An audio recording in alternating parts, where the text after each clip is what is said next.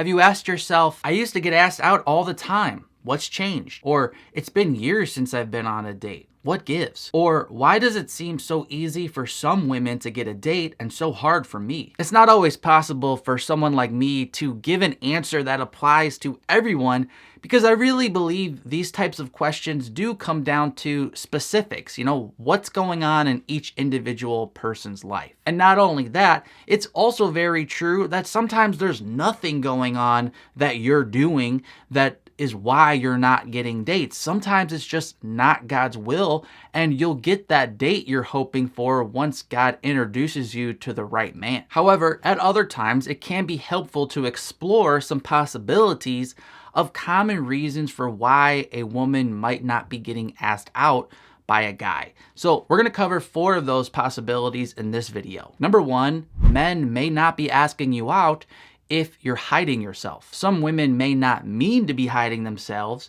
but other women are intentionally hiding themselves. Now, what do I mean by that phrase, hiding themselves? Really, there's 2 forms of doing this. The first one's the practical and visible one, where you are literally not spending time in places for men to even notice you. Or if you are there, you are so disconnected verbally and with your presence that you're basically invisible in that community. The second way is where you're invisible and you're hiding yourself emotionally. You might be very present. You might have a big personality and you're connecting with a lot of people, but once you sense a guy getting closer or maybe interested, something clicks in your heart and you go into a very defensive position and you start hiding emotionally, and that man feels it and then stops pursuing you. Ruth became visible to Boaz by becoming an active member in the community of Bethlehem.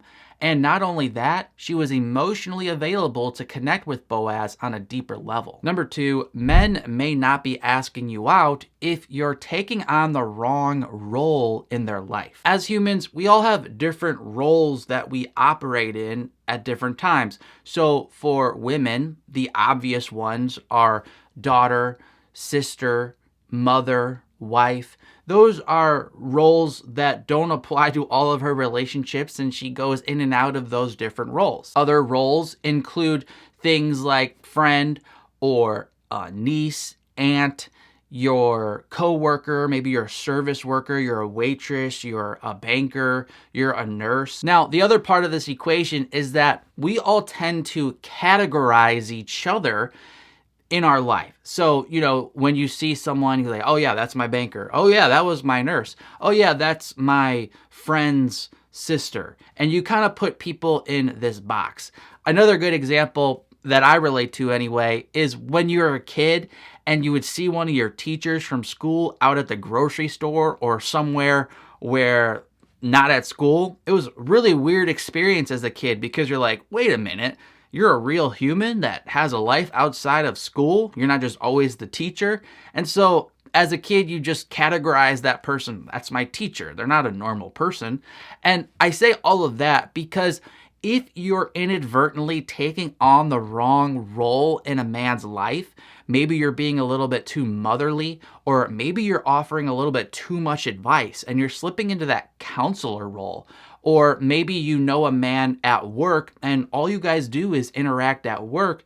That man's going to categorize you in some sort of box that's non-romantic.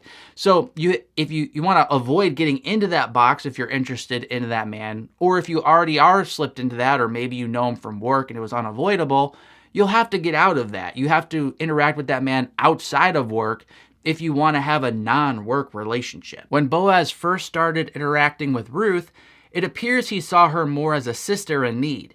It was only after she made a romantic move did Boaz realize they could be something more. Number 3, men may not be asking you out if you're spending too much time with one man who's scaring all the other guys away. I've talked about this topic more in a different video called Can Christian Single Men and Women Really Be Just Friends?, which you can watch by clicking the card in the right corner of your screen. So I won't get into it too much here, but long story short, a lot of times it's difficult for Christian single men to be very close friends or good friends because usually that means there's just a mismatch in romantic feelings. One of them just wants to be friends. One of them wants to be romantic. Because there's a mismatch, they kind of just settle in this place of being best friends or really good friends. And that's not necessarily sinful or unbiblical. It can actually be a great foundation for romance if that's where the relationship is leading. But if you know this is never going to be romantic, all you're really doing is wasting time because you're not wanting a best friend of the opposite sex. That's not what you're really after. What you really want is a spouse. And this relationship is really just hindering you both from finding what you actually want. Not only that, it's also scaring other singles away from you. If another guy sees you spending time with your very close guy friend, that other guy will naturally assume that you both have romantic feelings for each other and you're eventually going to start dating. So this other guy, even if you don't realize it, he's keeping other guys away from pursuing you. Boaz started to pursue Ruth once he knew for certain she was not already taken. And number 4, men may not be asking you out because they sense that you don't want them to ask you out. Humans have an amazing ability to pick up on the unspoken. A lot of that's due because so much of our communication really is nonverbal.